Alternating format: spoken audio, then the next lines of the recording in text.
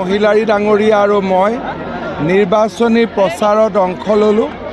ইমান বৰষুণ আৰু প্ৰতিকূলৰ মাজতো 50,000তকৈ অধিক ৰাইজৰ উপস্থিতিয়ে নিশ্চিত কৰিছে যে এই সিটত NDAৰ প্ৰাৰ্থী অৰূপ কুমাৰ দে বিজয়ী হ'ব আৰু মই বিশ্বাস কৰোঁ যে BTCৰ 15টা সিটৰ 15টা সিটতে NDA প্ৰাৰ্থী বিজয়ী হ'ব।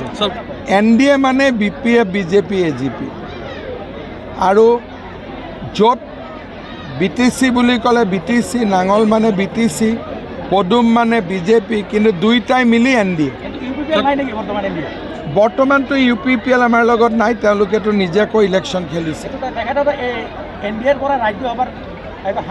ঠিক আছে, মোৰ নিয়মটো হ'ল কি যে যোনে যি পাব লাগে সেইটো পাব লাগে, কিন্তু BTCৰ উন্নতিৰ কাৰণে আজিৰ দিনত BJP আৰু BPF লগ লাগিলেহে কাম হ'ব।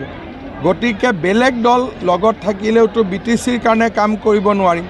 BTCৰ কাৰণে কাম কৰিবৰ কাৰণে BJP লাগিব, BPF লাগিব, নৰেন্দ্ৰ মোদী লাগিব, হিমন্ত বিশ্ব শৰ্মা লাগিব, হাগ্ৰামা মহিলাৰী লাগিব আৰু BTCৰ ৰাইজক লাগিব।